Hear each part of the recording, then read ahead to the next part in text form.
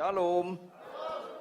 Jemaat sekalian, saya sangat membutuhkan konsentrasi Anda sedikit ekstra daripada biasanya mendengarkan firman hari ini. Yang sepakat katakan amin. Tolong jangan terganggu dengan handphone, dengan yang lain-lain. Tolong saya membutuhkan konsentrasi Anda sedikit ekstra daripada biasanya. Karena puncak kekristenan itu ada di Jumat Agung dan Paskah, bukan di Natal. Bukan di Natal. Jadi Alkitab kita tidak ada mengajarkan tentang Natal, tapi bukan berarti nggak boleh merayakan Natal. Nggak, bukan itu maksudnya. Tapi jangan Anda lebih sungguh-sungguh merayakan Natal daripada Jumat Agung dan Paskah. Anda gagal fokus itu namanya. Ini diam nyambung atau kurang? Nyambung ya. Mari kita buka Alkitab kita 1 Korintus 15 ayat 1 sampai 5. 1 Korintus 15 ayat 1 sampai 5. Kalau sudah dapat, saya baca ayat 1. Bapak Ibu jemaat sekalian baca ayat 2. Terus kita bergantian. Ayat 5 kita baca bersama-sama. Saya bacakan ayat 1. Dan sekarang, saudara-saudara, aku mau mengingatkan kamu kepada Injil yang aku beritakan kepadamu dan yang kamu terima dan yang di dalamnya kamu teguh berdiri.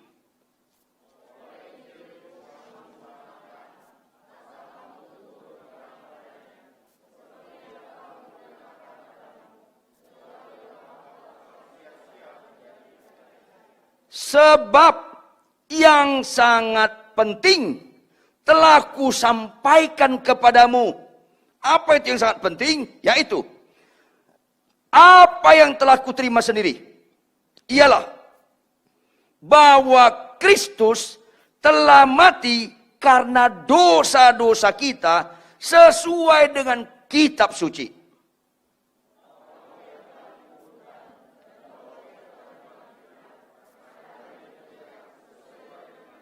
Sama-sama bahwa ia telah menampakkan diri kepada Kefas dan kemudian kepada ke-12 muridnya. Tahu Anda konteks kebenaran firman ini? Konteks kebenaran firman ini dialamatkan kepada jemaat Korintus. Bagaimana jemaat Korintus? Jemaat Korintus luar biasa mendemonstrasikan karunia-karunia roh. Saya ulangi. Luar biasa mendemonstrasikan karunia-karunia roh. Sehingga kalau saya mengajar tentang karunia roh di sekolah teologi, di kalangan para pendeta, pasti saya singgung kitab Korintus. Karena 1 Korintus 12, 1 Korintus 14, itu lengkap sekali bicara karunia roh. Jemaat Korintus ada yang hebat berkhotbahnya. Jemaat Korintus ada yang hebat dalam bahasa rohnya. Ada yang hebat bernubuat, mengusir setan, melakukan mujizat-mujizat. Tapi sayangnya gak mengerti makna kematian dan kebangkitan Kristus. Gak mengerti kematian dan kebangkitan Kristus. Kalaupun mengerti, hanya aspek yang bersifat sementara. Tidak bersifat kekal. Akhirnya dikatakan demikian. Dan sekarang saudara-saudara, aku mau mengingatkan kamu kepada Injil. Kenapa diingatkan? Supaya Anda jangan gagal fokus tentang Injil.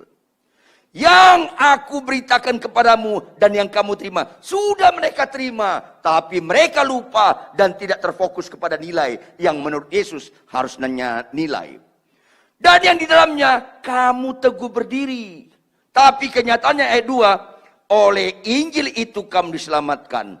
Asal apa? Kamu teguh berpegang padanya. Rata-rata jemaat Korintus tidak teguh berpegang padanya. Makanya 1 Korintus 12 dan 1 Korintus 14 tentang karunia-karunia disisipkan 1 Korintus 13. Masih ingat apa 1 Korintus 13? Halo? Tentang kasih, dan mereka hilang kasih. Malanglah nasibmu, kau suka khotbah, kau suka bernubuat, kau suka berbahasa roh, kau tetap melakukan mujizat, tapi kau hianati perkawinanmu. Malanglah nasibmu, kalau kau melayani ke sana kemari, tapi kau suka bertengkar, suka berselisih. Ciri utama Kristen bukan bisa khotbah. Ciri utama Kristen bukan bisa khotbah. Saya tanya Anda, apakah semua orang percaya harus bisa khotbah? Tidak, makanya khotbah bukan ciri utama. Ciri utama Kristen bukan bernubuat. Gak usah Anda merasa gak rohani, sampai mati Anda gak bisa bernubuat. Gak usah, karena itu bukan ciri utama. Ciri utama Kristen bukan bahasa roh, bukan. Ciri utama Kristen bukan mujizat-mujizat. Ciri utama Kristen adalah punya keteladanan hidup dalam kelakuan. Katakan amin. Tepuk tangan. Kalau Anda di gereja ini menyembah gemetar-gemetar, Anda bapak-bapak pulang, istrimu gemetar sama Anda, itu kan kesurupan. Kalau Anda menyembah gemetar-gemetar di tempat ini, Anda naik motor di Tangerang ini gak sopan, Anda bawa mobil sebarangan, orang lain gemetar sama Anda kan kesurupan. Banyak pendeta di gereja bagus sekali khotbahnya, banyak mujizatnya, tapi dalam kelakuan tetap buruk. Ada orang pernah saya bimbing cukup lama. Sedih rasanya. Gerejanya besar. Jemaatnya ribuan. Punya istri simpanan. Orang bisa kita bohongi. Tuhan mana bisa kita bohongi. Sayang khotbah ini kurang populer. Dan tetap ada kemungkinan gak diundang lagi. Gak ada masalah. Gak ada masalah. Khotbahlah kebenaran. Walaupun tidak disukai. Karena sebelum kita nggak disukai, Yesus nggak disukai. Bahkan tokoh-tokoh agama pun nggak menyukai dia. Karena khotbah itu kebenaran. Ciri utama orang Kristen kelakuan. Kalau Anda sopan, Anda menghormati orang tua, Anda mengasihi istri Anda walaupun dia kurang hemat berkata-kata, Anda tetap tunduk pada suami walaupun banyak pencak silatnya. Itu Kristen. Tapi jarang kalau khotbah seperti ini langsung disambut jemaat. Amin. Jarang. Jarang. Tapi kalau khotbah, siapa sakit sembuh? Amin. Siapa yang nggak punya rumah, dapat rumah? Amin. Turut berduka cita. Karena itu lama-lama menyesatkan. Kenapa menyesatkan? Karena ibadah Kristen bukan bicara menerima. Ibadah Kristen yang benar, persembahkan tubuhmu sebagai persembahan yang hidup. Mempersembahkan, berkorban. Sebagai persembahan hidup yang kudus, yang berkenan. Puncaknya, berkenan gak kita di hadapan Allah? Saya sebagai suami, berkenan gak di mata Tuhan? Saya sebagai dapat berkat, berkenan gak di hadapan Tuhan dalam bayar pajak? Berkenan gak saya jadi saluran berkat? Ukurannya berkenan di mata Tuhan. Malanglah nasib kita ikut Tuhan, tetap gak berkenan di mata Tuhan. Ini yang bahaya. Kecuali kau tidak teguh berpegang padanya, karena memaknai salib. Salah. Jujur Bapak Ibu. Mana jemaat gereja lebih kagum? Saya ulangi. Mana jemaat gereja, bahkan banyak pendeta, lebih kagum? Orang yang lemah lembut atau lumpuh berjalan? Jawab dong. Lumpuh berjalan kan? Sedih kan? Halo, orang gak percaya Yesus. Agama apapun terserah. Termasuk Kristen. Karena Kristen nggak semua orang percaya kepada Yesus. Orang nggak percaya kepada Yesus. Kalau lihat lumpuh berjalan, kagum nggak? Apa bedanya Anda dengan dia berarti?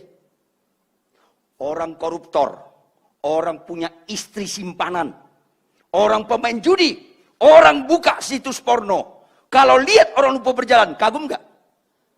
Apa bedanya Anda dengan penjahat?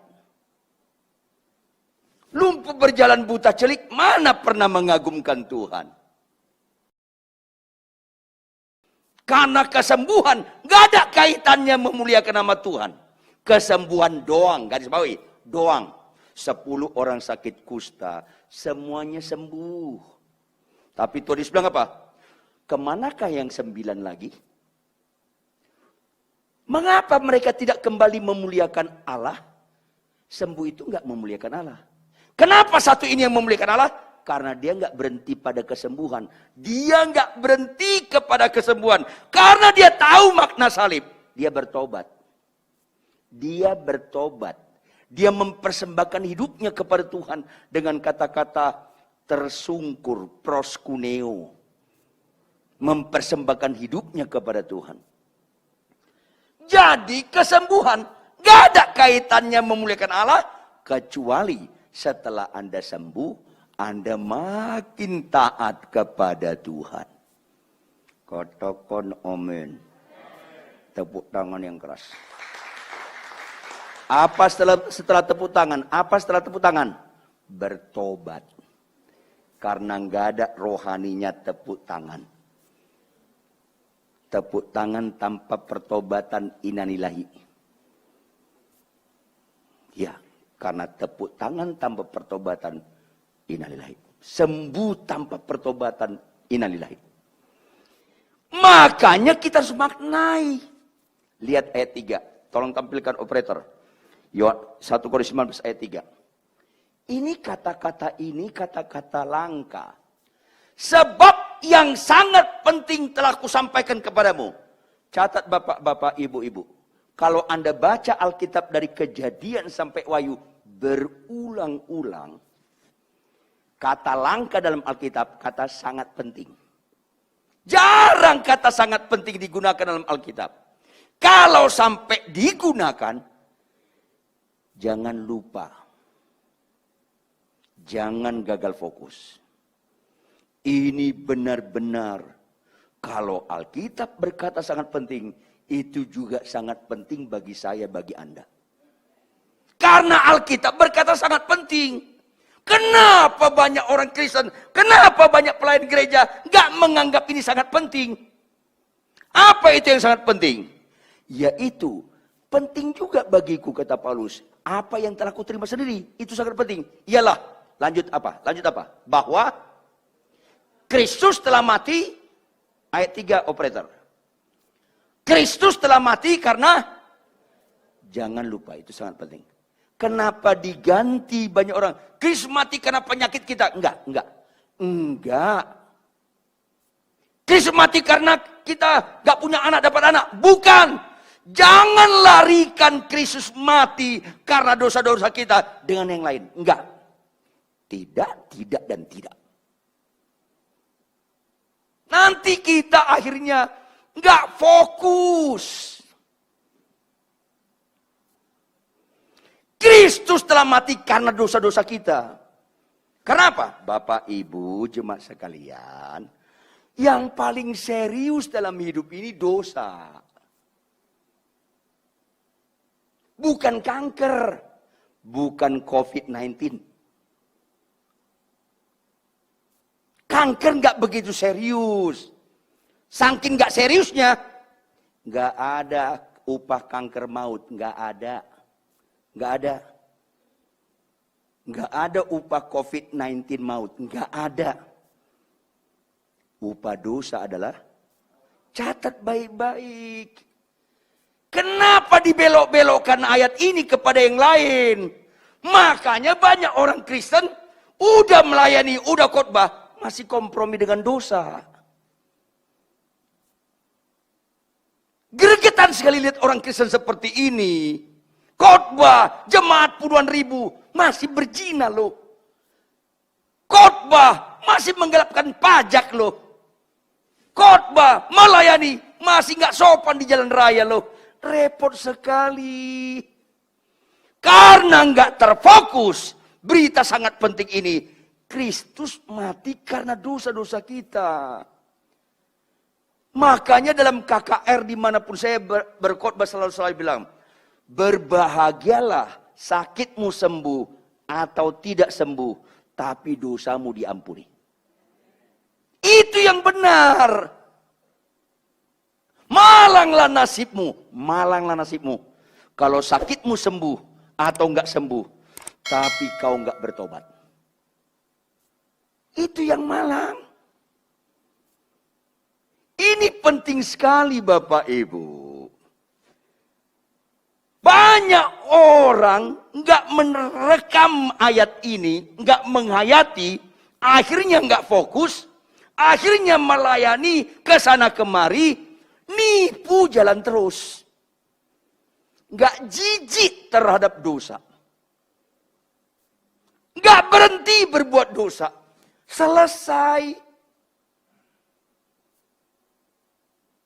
Bapak Ibu, bersyukurlah kita sebelum meninggal dengar firman seperti ini. Supaya kalau akhir tahun ini kita meninggal, agak beres hidup kita. Mati itu nggak malang. Berdosa itu malang. Kenapa mati nggak malang? Semua orang kudus juga mati kok. Yang malang itu kau mati dalam dosa. Yang indah itu kau mati dalam Kristus. Karena hidup untuk Kristus, mati adalah keuntungan. Mati itu gak malang.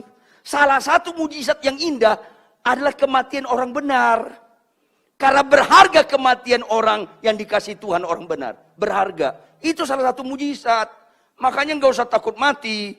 Bagi orang yang sudah mengenal salib Kristus, kebangkitan Kristus, gak terlalu suka lagi doa kesembuhan.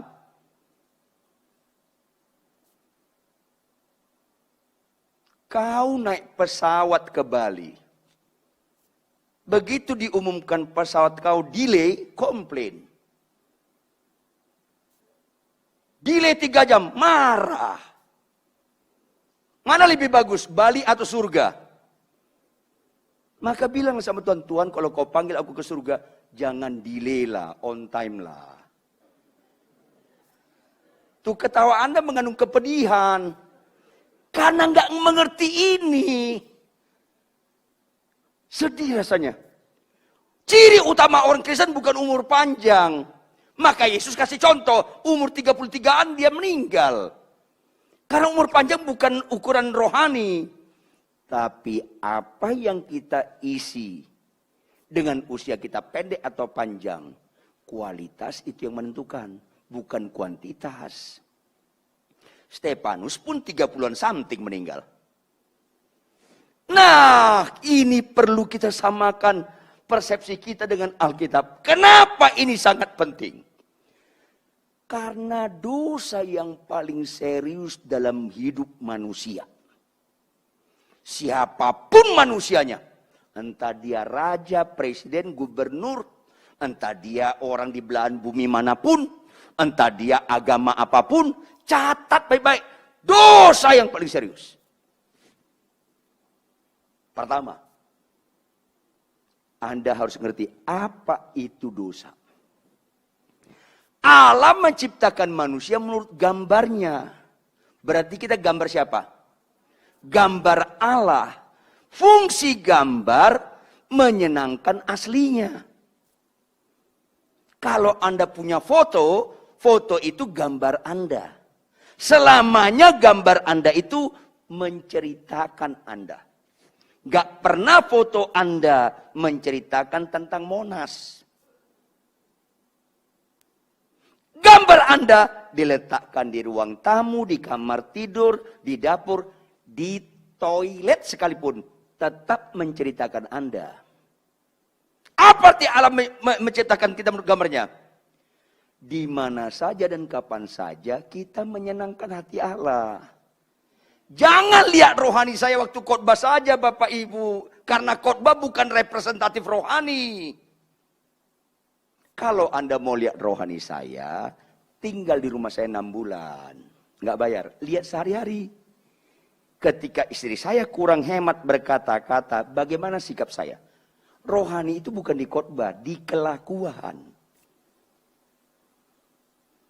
Kok beberapa muka mulai ngelawan ya? Dari kelakuan. Kecewa amat Anda nanti mati kalau Anda menyembah-menyembah kelakuan Anda di rumah. Nggak benar. Kecewa.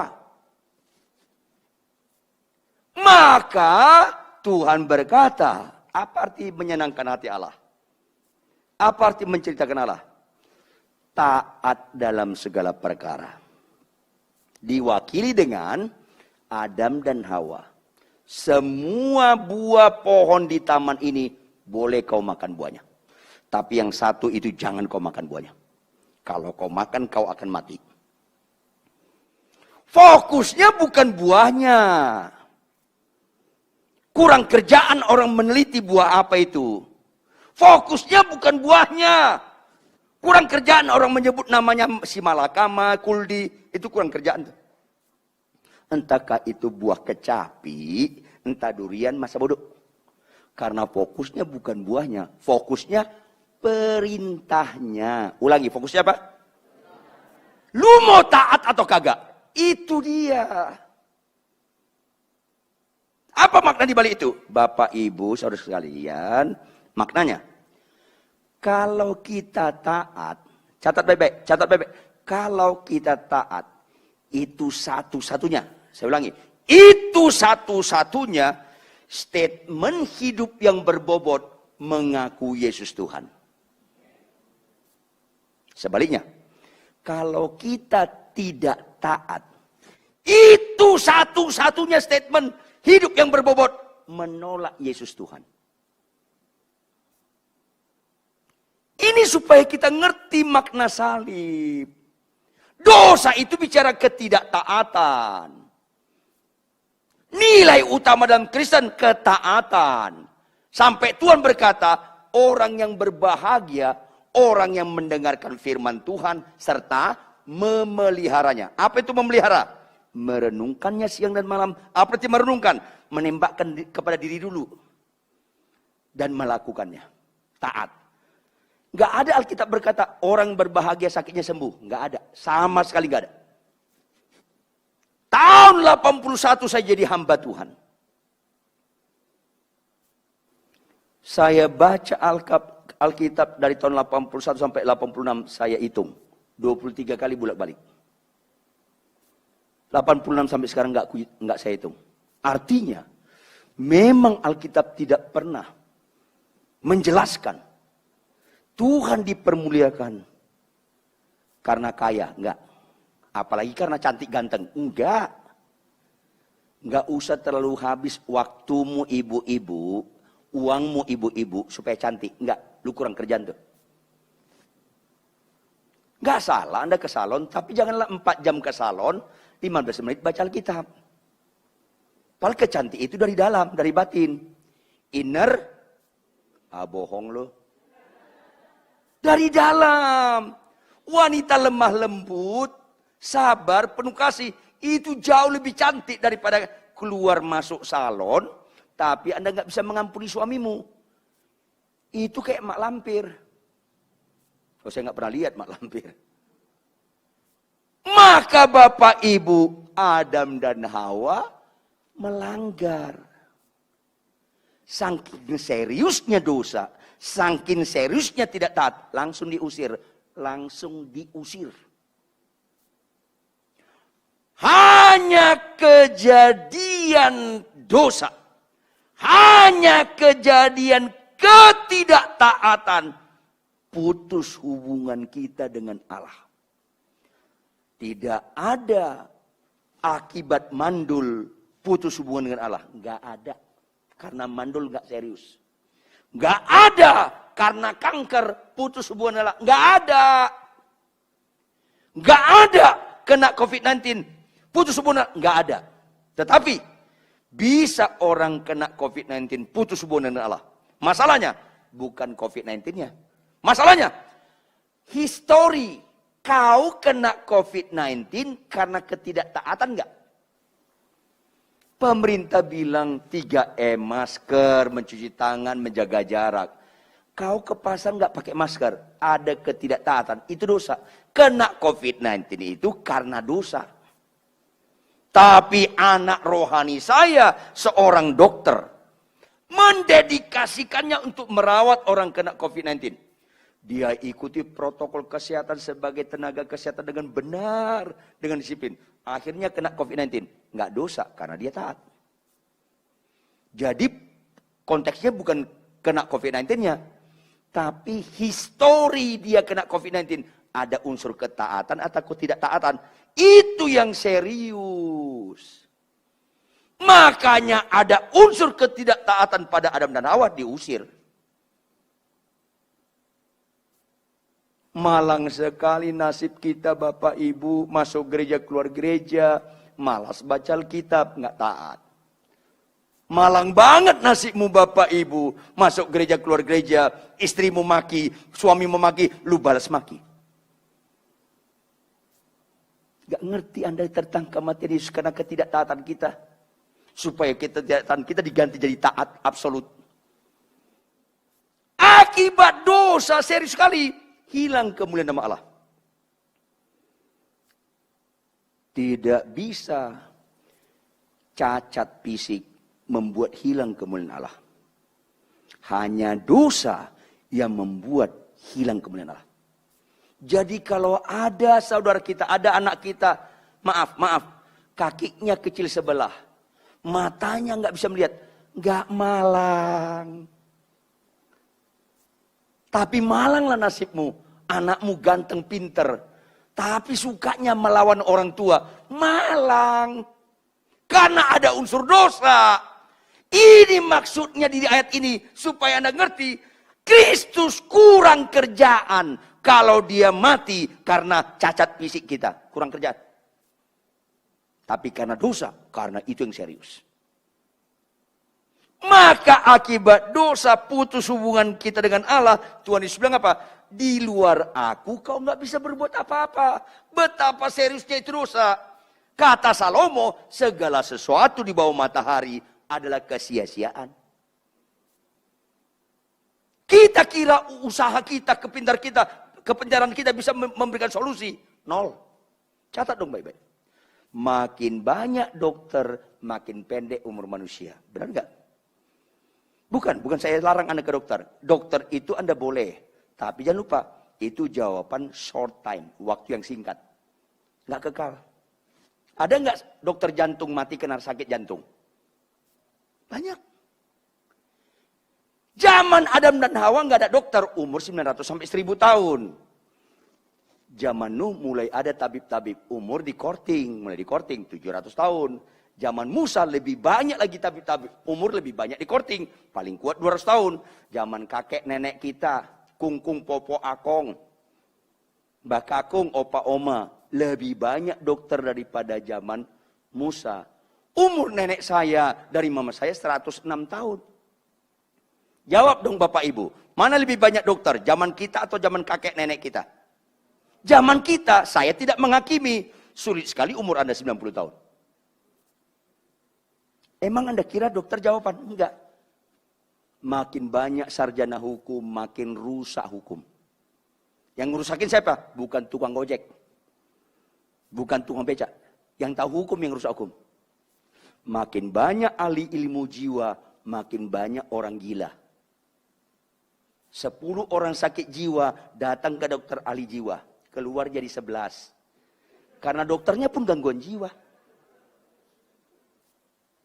Pertama kali saya ke Jakarta tahun 61. Tahun 60-an, tahun 70-an. Langka orang gila. Saking lakanya, kalau ada orang gila, seru. Orang anak-anak kejar. Orang gila, seru. Karena jarang. Sekarang ini sulit membedakan mana orang waras, mana orang gak waras. Termasuk sebelah Anda. Sulit membedakan. Salah satu orang gak waras ngomong sama istrinya, ngomong sama suaminya. Tahu gak lu? Gue nyesel kan sama lo. Itu kan gak waras lo. Kau yang mulai, kau yang mengakhiri. Sakit. Lebih gak waras lagi kalau Anda ngomong sama istri Anda, sama suami Anda. Setan lo, setan lo. Makin gak waras lo. Tolong tersinggung lah. Berarti belum mati rasa Anda. Lebih gak waras lagi kalau Anda niat cerai. Kalau gak percaya Anda itu gak waras, matilah nanti malam, tanya Tuhan Yesus. Pasti benar. Lebih gak waras lo. Apalagi Anda mengkhianati perkawinan, Anda berzina. Itu kesurupan tingkat tinggi. Saudara yang kekasih, nggak ada solusi. Karena begitu seriusnya dosa. Makin banyak sarjana ekonomi, makin banyak krismon, huta barat. Krisis moneter, hutang tambah berat. Nggak ada solusi. Bahkan Alkitab berkata, kesalehan kita di luar Yesus kayak kain kotor. Karena kita seperti teko yang berkarat, diisi air bersih, dituang ke gelas tetap berkarat. Kesalehan kita, keagamaan yang dibuat manusia, usaha manusia mencari Allah, nol. Gak bisa karena dosa. Dan terakhir akibat dosa, masuk neraka. Dosa serius. Apa itu dosa? Ketidaktaatan.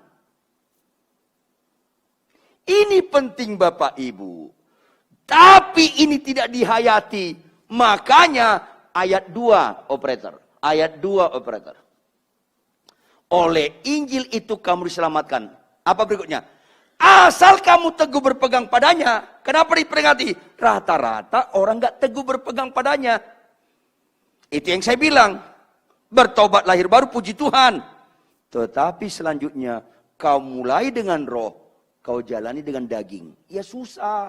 Karena gak menghayati Jumat Agung. Makna perjamuan kudus. Ini penting sekali Bapak Ibu. Supaya Anda menghayati pasca kebangkitannya benar. Kalau penghayatan kematiannya benar. Makanya saya ulangi, malanglah nasibmu. Kau cantik ganteng, kau sembuh, kau konglomerat, tapi masih kompromi dengan dosa. Malanglah nasibmu. Kau jadi pendeta terkenal, banyak mujizat, tapi kau tidak taat kepada Tuhan. Selesai. Buka operator. Matius 7 ayat 21 sampai 23. Matius 7 ayat 21 sampai 23. Supaya kita ngerti, Kristus mati karena dosa-dosa kita, karena ketidaktaatan kita. Bukan setiap orang yang berseru kepadaku, Tuhan, Tuhan, akan masuk ke dalam kerajaan surga. Bukan. Tetapi apa? Melainkan, lanjut. Ada unsur bicara ketaatan nggak di situ? Iya Bapak Ibu.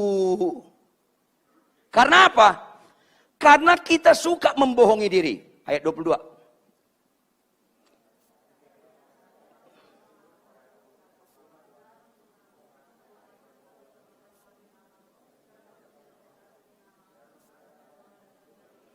Kita kira bernubuat tanpa ketaatan rohani. Enggak. Kita kira mengusir setan tanpa ketaatan rohani. Enggak. Karena banyak orang bernubuat, banyak orang mengusir setan dalam kehidupan sehari-hari. Enggak taat. Kita kira rohani itu bisa digantikan dengan banyaknya mengadakan mujizat-mujizat. Tidak. Dosa serius. Ketidaktaatan serius. Taat itu nilai. Bagian-bagian terakhir, Yohanes 14 ayat 15. Melainkan mereka yang melakukan kehendak Bapakku di surga, itu rohani. Yohanes 14 ayat 15. Sama-sama kita baca. Saya harap ayat ini kita hafal semua, kita hayati, dan kita minta tolong Roh Kudus untuk menerapkannya. Karena ini puncak rohani orang. Karena ini satu-satunya menghargai kematian pengorbanan Kristus. Sama-sama baca. 1, 2, ya.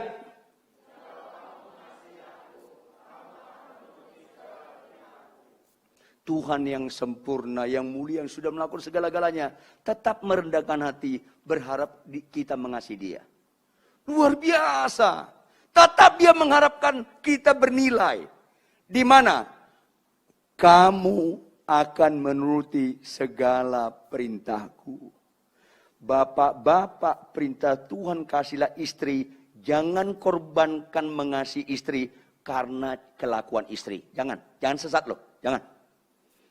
Perintah Tuhan, hai istri, tunduk pada suami.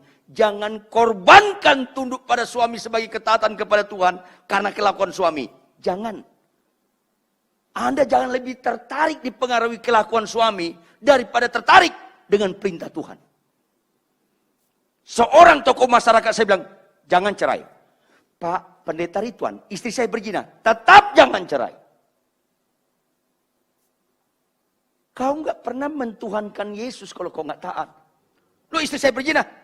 Dengar. Katanya lu cerdas tapi nggak cerdas. Loh kenapa? Saya tanya kamu. Kalau istri saya berzina, jahat nggak dia? Ya jahat dong Pak Ridwan. Gak usah keras-keras. Jahat udah. Sekarang saya tanya kamu. Sebaiknya saya mengambil keputusan karena dikuasai perzinahan istri saya. Atau saya mengambil keputusan tetap dikendalikan atau dikuasai Tuhan. Mana? Diam dia. Kalau saya dikendalikan Tuhan. Dan Tuhan berkata, kasihlah istrimu. Saya kasih. Walaupun dia berzina. Walaupun saya tidak pernah menganggap kejahatan istri saya berbobot mempengaruhi saya untuk saya korbankan ketaatan kepada Tuhan. Tidak bisa. Hina banget saya. Mari kita bertuhankan Yesus dengan benar. Tapi mulai goyah orang Kristen. Karena nyanyian-nyanyian pun mengurangi ketuhanan Yesus. Termasuk karya terbesar dalam hidupku. Pengorbananmu yang selamatkanku. Lanjut. Stop. Dia bukan harta. Tahu nggak? Sudah otomatis dalam pikiran kita ini. Dalam konsep berpikir. Harta itu objek. Semua harta dipakai. Enggak, kita yang dipakai. Kita yang harta. Bukan dia yang harta. Betapa mulianya. Tetap dia bukan harta. Kita yang harta. Kita yang dibeli. Kita yang ditebus. Kita yang dibeli. Kita harta. Kita yang objek. Dia subjek. Makanya yang benar. Engkaulah Raja. Engkaulah Tuhan. Yang kutinggikan dan ku muliakan. Terakhir, Yesus engkau. Enggak ada kaitan menyenangkan Tuhan dengan hanya kagum. Tapi Yesus engkau kutaati. Ayat ini. Lu kagum sama Yesus. 9 orang sakit kusta yang sembuh pun kagum. Tapi tidak mau mentaati Yesus. Kagum tidak sama dengan ketaatan. Maka, peringatilah Jumat Agung ini. Dengan lihat dosa sebagaimana Tuhan lihat dosa. Sehingga, itu jijik dan itu kekejian. Sehingga, apapun alasan kita nggak mau pilih dosa. Walaupun seolah-olah harga diri kita diinjak-injak. Kalau istri kita bilang, tahu nggak lo, gua nyesel karena sama lo. Jangan mengganggu harga diri. Karena kata-kata istri itu nggak berbobot karena salah. Maka kita tetap nggak tersinggung. Kalau dia bilang, aku nyesel karena lo. Tetap istrimu. Dia bilang, ma, aku nggak nyesel karena lo. Papa jelek, mama cantik. Karena saya nggak ikuti tarian dia, saya ikutin tarian Tuhan. Maka balas kejahatan dan kebaikan, Anda ngerti Jumat Agung. Kalau Anda membalas kejahatan dan kejahatan, dimulai dalam perkawinan di rumah, Anda melempar kotoran ke salib Kristus. Maka pulanglah dari ibadah ini. Hayatilah perjamuan kudus dengan benar, dengan taat. Capek nggak capek, ngantuk nggak ngantuk, sehat kurang sehat, konflik tidak konflik dalam rumah tangga. tetap disiplin bangun pagi baca Alkitab. Tunduk pada suami, mengasihi istri, mengasihi sesama dan musuh, memberikan perpuluhan. Itu gambaran ketaatan. Jadi jangan ada keberatan kita untuk taat. Justru kita bangga dan sukacita untuk taat. Karena di situ satu-satunya kita menyatakan dia adalah jalan dan kebenaran dan hidup. Maka ku taati jalan-jalannya. Maka orang seperti ini setia sampai garis akhir. Ketika Yesus dalam penghakiman, kita nggak takut lagi. Karena nilai dalam penghakiman hanya dialamatkan Tuhan kepada sabaslah engkau hambaku yang setiawan. Bukan hambaku yang banyak mujizatnya. Bukan hambaku yang banyak jemaatnya. Bukan hambaku yang terkenal. Enggak. Yang setiawan. Maka disitulah kita kembali kepada kehendaknya semula. Diciptakan segambar dengan dia. Supaya kita taat. Dan disitulah kita mempermuliakan nama Allah. Karena kualitas rohani yang terbaik adalah mengasihi dia. Bangkit berdiri, tepuk tangan yang keras buat Tuhan.